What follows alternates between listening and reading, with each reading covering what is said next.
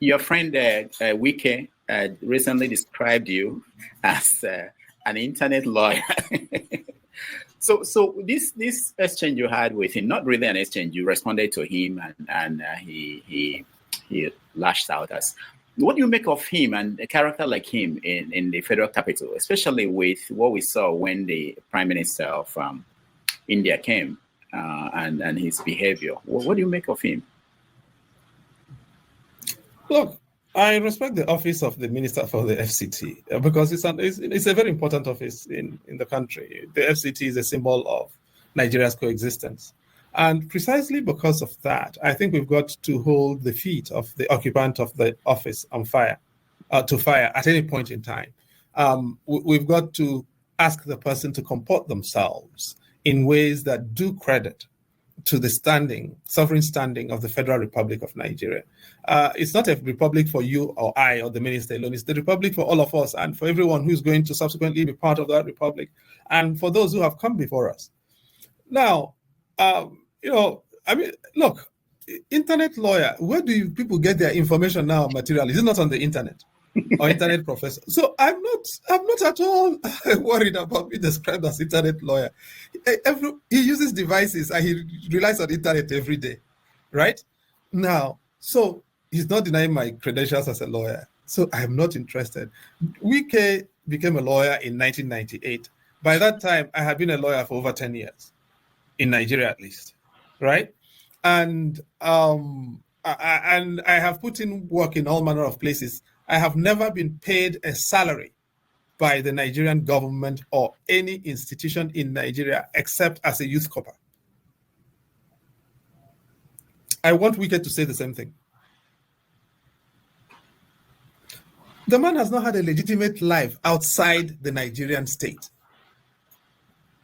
Okay, so I can understand the inferiority complex of someone like that, whose entire existence has been dependent on sucking from the feeding bottle, from the sovereign feeding bottle of Nigeria, entirely, legitimately and illegitimately. I can, because Wike cannot tell me. If he can, let him please do so. But Wike cannot tell me that everything he has acquired and owns at the moment can be accounted for in terms of the legitimate earnings that he has had, number one, as a local government chairman, number two, as a chief of staff to the Rivers State governor, number three, as a minister of a junior minister for education under President Jonathan, number four, as a governor of Rivers State for 2 terms, and now as the FCT minister. If he can add up his earnings legitimately, including allowances legitimately, and be able to account for his acquisitions in terms of those legitimate earnings, let him say so. I can account for what I own and anything credited to me in terms of my legitimate earnings. I want Wike to say the same thing. If he can say that, I will be on the same pedestal. If he cannot, I am superior to him. Yeah, I know. And